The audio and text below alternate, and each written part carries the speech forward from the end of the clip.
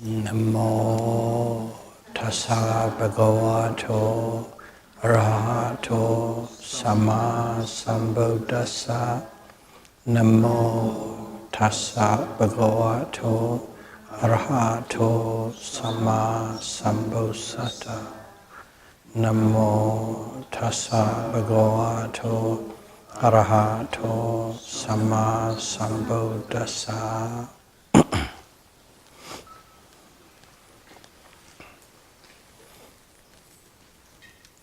Series A, Dhamma talk number 18.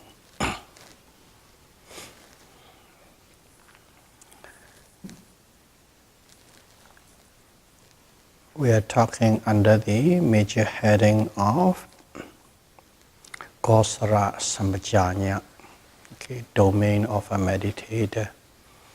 And in there, Buddha taught us how to be in a state of meditation, state of mindfulness throughout the whole day without having a break and a gap. And he divided into subdivision of 7 and then give us various ways. Tonight is the last 2. The last 2 topics. One is, it is not that only we are meditating about pleasant objects and things that are obviously and easily talked about nature, but also things that we don't talk about quite openly and easily, and also not of a pleasant topic, but it's an unpleasant topic.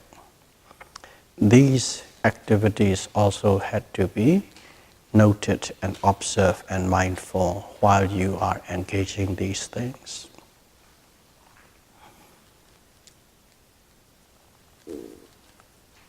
One of the things that we always do, everybody does it, we don't talk about, is going to the toilet. Okay, number 1. Number 2, whether when you are urinating and also while you are, what would the word be? I forgot the word. Defecating. While you are defecating. Those periods too, one has to be aware of. And in here too, one have to be observing very carefully, minutely and detailed. First and foremost, you are walk about, always going around, and suddenly you feel like you have to go to the washroom or defecate. And when you feel that, you must know that you're feeling. As soon as you feel, you also think about it. Oh, I want to go to the washroom. You must know that thought, the intention. And from there too, there might be just a pressure, or there might be with a pain. Okay. And some people, it might be you might have to go in a hurry. Some people, you don't, but you have to actually go and move around because that is the period or the time of the day that you are usually using this business. From these you started, and then you go. And when you go to everything, every activities that you are doing, okay? If you are in retreat, people are more careful about what you are doing when everybody can see it under everybody's watchful awareness. But when you're alone, then you become a little careless. So that kind of thing must not happen. Even there, you must be aware, whatever you doing, adjusting your clothes and so on and so forth. Those things had to be done. You need to do these things with careful attention until and unless you are not pressed for time. And then it is not just discharging, whether number one or number two. Along with it, whether there's a pain or whether they move very loosely or whether they're with great difficulty and so on. Every little thing in there, because at that time there's just simply your awareness and your activity. Your activity means what the body needs to do because it is its natural cause, that's what it's taking in. All these things need to be observed with care. So we know exactly what we do. Don't behave that you are in the twilight, nobody can see it, will do at any pace or will slack off. These kind of attitudes can come in quite easily for quite a number of yogis, but do not do that. Just observe as you always observing. As you are observing while you are at the meal time, collecting meal, eating meal, because everybody is there, everybody is aware. As soon as there are people around, you become more attentive. When people are not around, you become less attentive. That variation should not happen, shouldn't occur. So in such a way, people observed these unpleasant business that the body needs to carry out. Their intention, thoughts, movement, adjustments, there are so many activities, pain, loose, difficult, and so on and so forth. So even these things, Buddha said, must be observed, the unpleasant nature of the body that we don't want to talk about or associate with. Along with it too, there are some things happen. Not only that, there are discharges at your nose, running nose and so on. That is the same manner be treated. That might be coughing and spitting and coming out of the mouth. All these, what you call the gates of your body. There are 2 eye gates, 2 ear gates, 2 nose gates, the mouth. There are places that can discharge, can happen. So from whichever holes or gates there's a discharges for a certain reason, do with care. Do with attention. And we don't have to extra say, always try and know when you have an intention, observe that intention along with the activities. So that one, the Buddha put in one segment and gave us to observe. So in other words, what he is doing is everything that you are doing in every waking moment fall under these categories. Fall under these categories, and if you follow in these categories, then there is nothing you will be missing and there will be no gap and no break. All that you need is your effort to observe continuously and constantly. So the last one is, according to the scripture, if you translate directly, while you're walking, W-A-L-K, you must know that you're walking. While you're sitting, you must know that you're sitting. While you're standing, you must know that you are standing. While you are lying down, you must know that you are lying down. In general, a person, whenever one is doing their posture, we always engage in one of these full postures: sitting, standing, walking, and lying down. In other words, in all full posture, one must be aware. And not only that, there are some little special segments or moments of our life. We always do, but it's very fast and very quick, so we don't give much attention. Those two moments are the moment you wake up. Okay, the moment you wake up. And when you're waking up, one must be aware that you're waking up, and also falling asleep. When you are falling asleep, one must know falling asleep. Full posture, waking moment, sleeping moment. So they cover the postures along with it, and this kind of moments come in. Because these are what? Kaya kan. You actually physically doing these things. The first four is physically. The waking moment and sleeping moment, you are doing with thoughts. Manokan, with the thoughts. And there's one more, Vajika, what you do with speech. Even that the Buddha said, when you are talking, one must be aware that you are talking. And when you are silent, one must be aware that you are silent.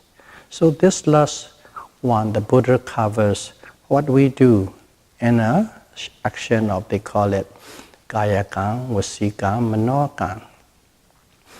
In other words, action with your body, action with your mouth or speech, and action with your thought. Okay? Body is full posture, thought moments are waking and sleeping, and then speech and silence. In such a way, Buddha covers everything. Everything. And in here, we all know how to do these things, but just for the sake of completeness of the talk, we'll go and deal with it. While you're walking too, the way to do is, everything is you're taking a stepping, step, step, step, step, step. And in here too, under the meaning of the sampajana, with a common sense, you have to adjust according to the time and the place and the condition. You cannot. If you are in a hurry, you just simply observe the movement of a step.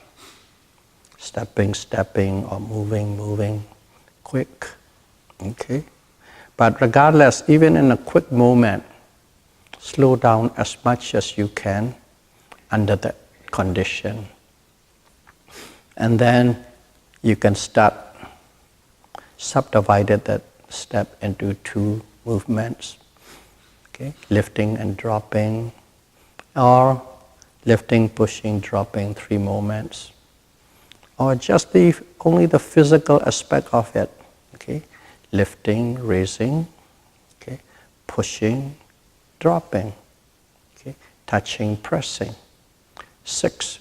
Just all our physicals. All the 6 moments in there.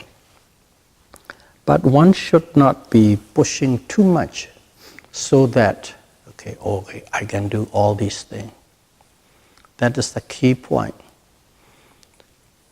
You just do how many segments? 3 segments, or 4 segments, or 5 or 6, based on your capability, number one, and also one must experiment yourself. How many segments give you the best so that you can really in sync with the movement and the thoughts and the observation? That is the key thing. And also we know in every actions, every physical actions, there's an intention. Okay? Actions follow the intention. So one put in intentions. That's why, of course, there are 6 physical movements. So you can put intentions. Is it 6? No, it's only 5. When you are touching, you don't have intention. You don't know when it is going to touch. So there are 5 intentions and 6 physical movements, 11. Then that is too much. If you try and do that, you will become agitated and irritated. So about 6 parts is the best. Whether you go 6 physical, or maybe 3 intention with the 3 physical. Okay, intending lifting, intending pushing, intending dropping. 6. You can do that way. So in whichever variation that you like, okay, mind and matter, or just matter, action, movement, and so on, or maybe about 4 physical movement with 2 intention, you figure out yourself which way, if I do this way or that way, will give you the best continuous mindfulness and concentration. That is the way one need to do while you're doing a walking meditation. And also standing. Okay. While you're standing, one must be aware that you are standing. Which means, what is standing? Standing while you're walking, there are moments that you stop taking, pacing or stepping. That is standing.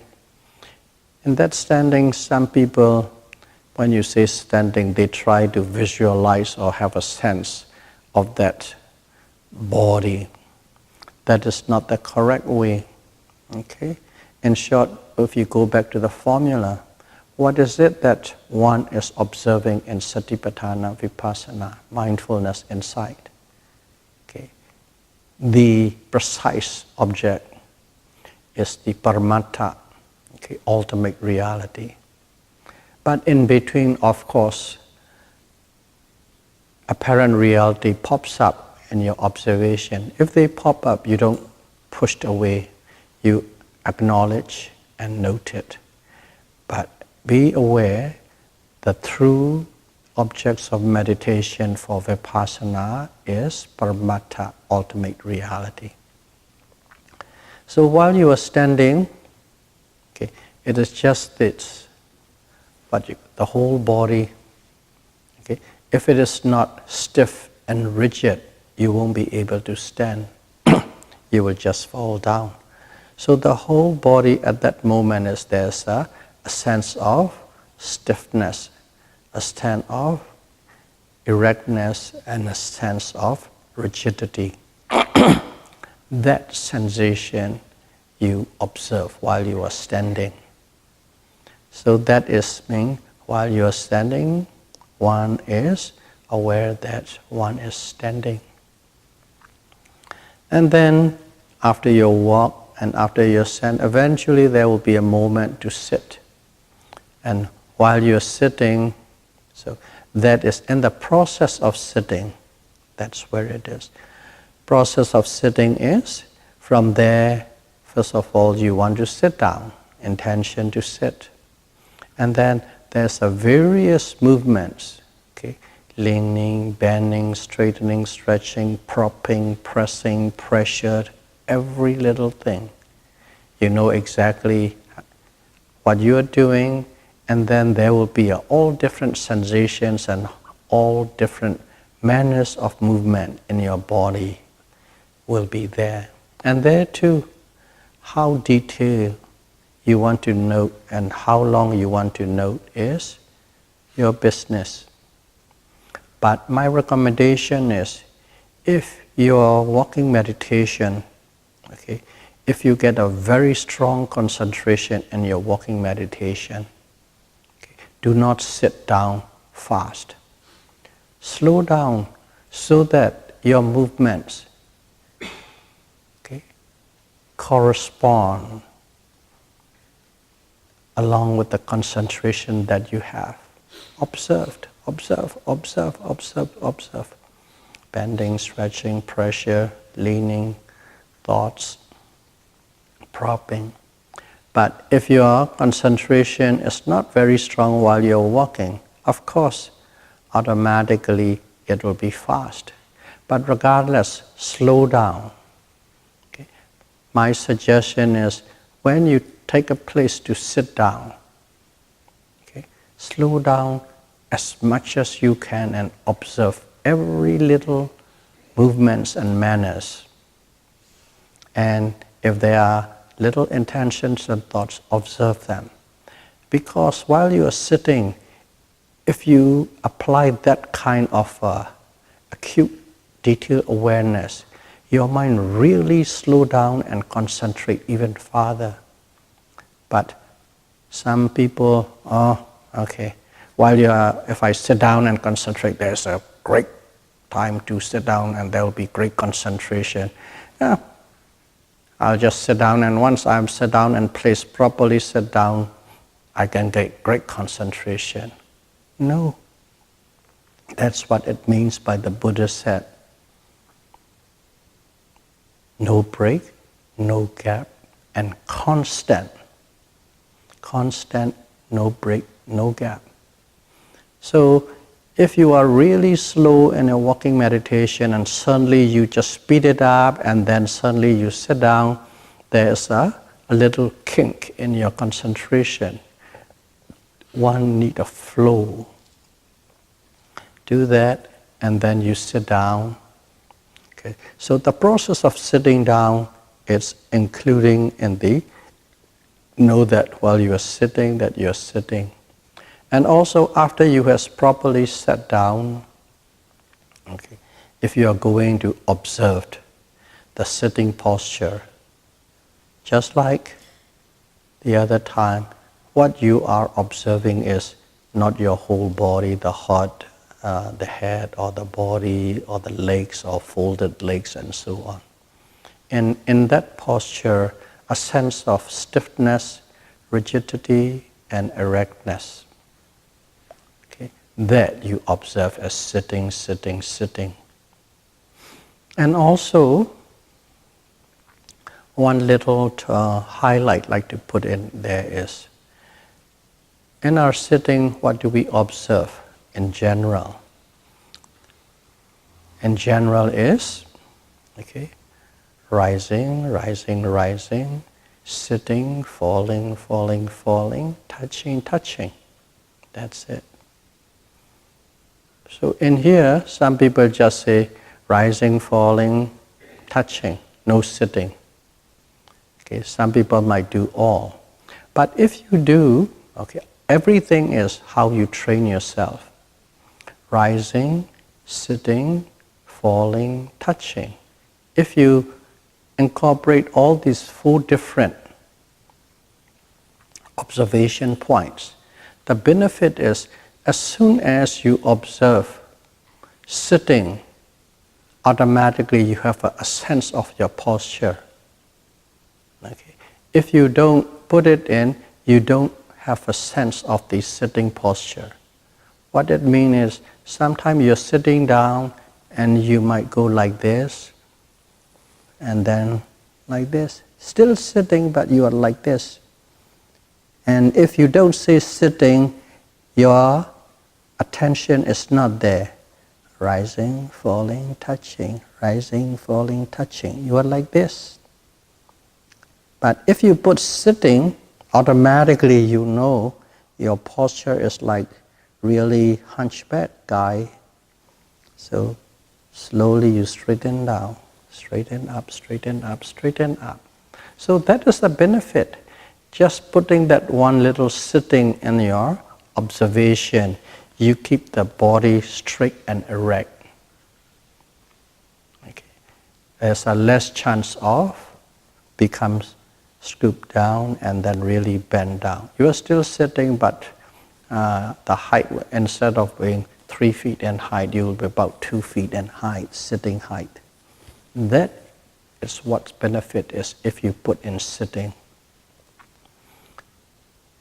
Rising, sitting, and as soon as you say sitting, that rigidness, stiffness, erectness that keep the body straight. And then falling and touching.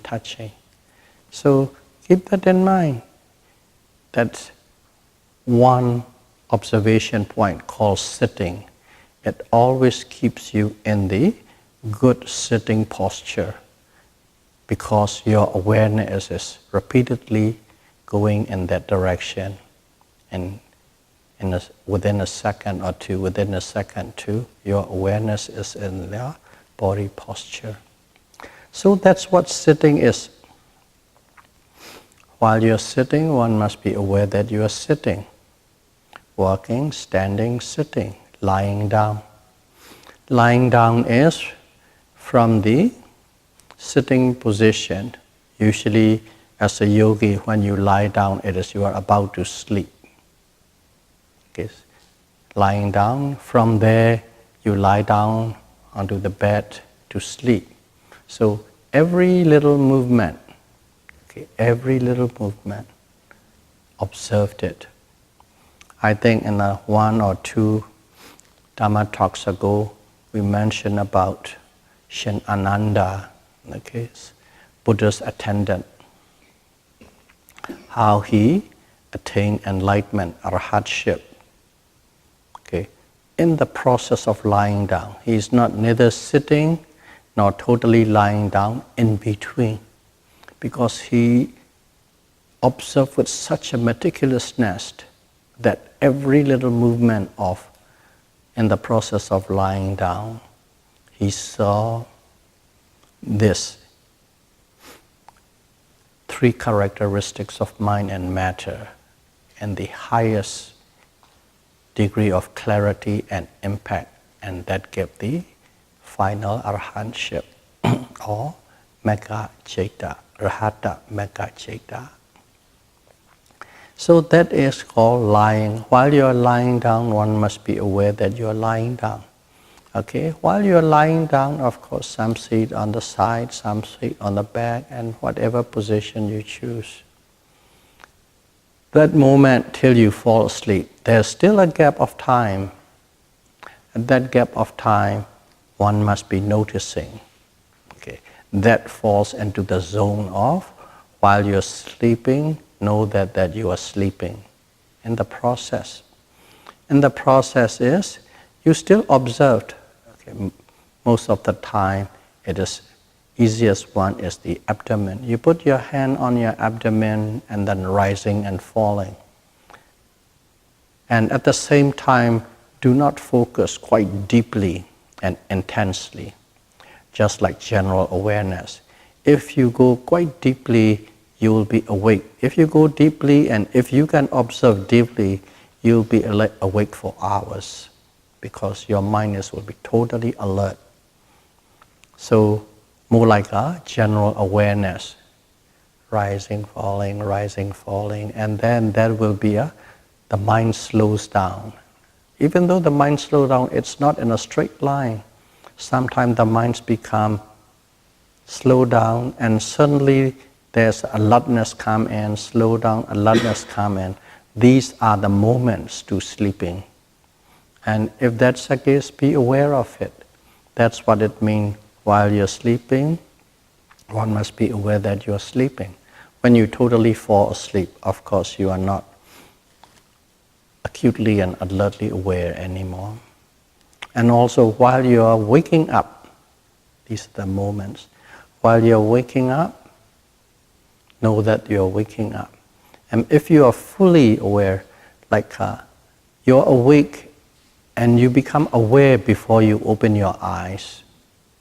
You become aware, you open your eyes. And those like, awake. You start with wanting to open, opening your eyes. And even though opening your eyes, just put concerted effort to open very slowly and see how it opens.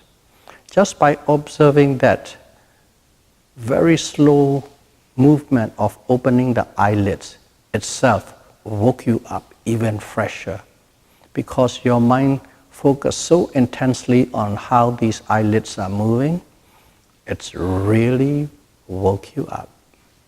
You are awake but you're half awake. But when you focus like that, you really wake up. And depending on how early you get up or how close you are to the sitting, to your first sitting session, of course, you have to rush or not rush. So put an effort to wake up earlier so that you can do everything from that moment of waking up, getting up, making beds, going to washroom, getting clothes, so that you can do all these things carefully, seriously, and slowly. To do that, you need about an hour to wake up. If your meditation session is about 4:30, you get up at 3:30. That 1 hour will give you all these activities. That's called waking up zone. Sleeping, waking. And also, while you're talking, be aware that one is talking. Okay? You want to talk, know that you want to talk. There's an intention to talk.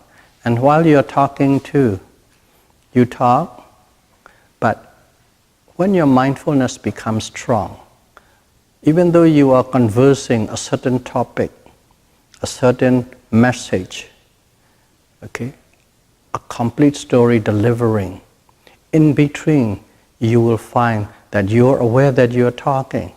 The one part is talking, one part suddenly become aware, and then goes into talking again, one part is aware that you're talking. That kind of a thing. Sometimes you're talking and suddenly you can hear your own voice because you are observing and knowing that you're talking. So you don't totally are in sync with the content of your speech. In between you know that you're doing, in between you hear your own sound. You can hear your own sound. And also the intention in between, and then suddenly you hear your sound, and sometimes there's a thought, the critical thoughts on the sound of your own voice. These little things, so many things can be observed while you're talking too. That is what it means by intensely, deeply, and penetratively. And also, while you're not talking, I'm not talking about while you're doing sitting meditation or walking meditation. With a group of people, you are sitting down, but you are not talking, or nobody is talking. There's a silence. Be aware of the silence. There's a silence, there's no talking. So that covers every aspect of a person, whatever that person is doing. And period between the sleeping moment and waking moment. And all these periods must be observed. One shot is you observe from till you wake up till you fall asleep. But Buddha didn't leave it there. He put it into subcategory, so that whenever you put a heading, a category, you focus more. It gives you more attention, okay, to focus into that segment. If you give a general idea, you give a general attention. If you give a specific idea, your attention is more specific and more penetrative. That's why the Buddha divided in these phases under the heading of observed with no gap, no break, and constantly. And that covers the Kosara Sampajanya, the domain of a meditator. So may all of you be able to practice Satipatthana Vipassana meditation precisely, correctly, and live in the domain of a yogi and realize the true nature of Nama and Rupa as soon as possible. Sadhu, sadhu, sadhu. Buddham Bhujami.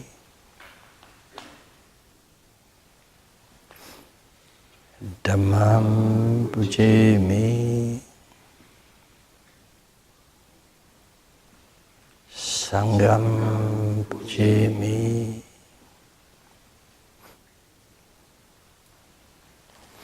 Thank you very much.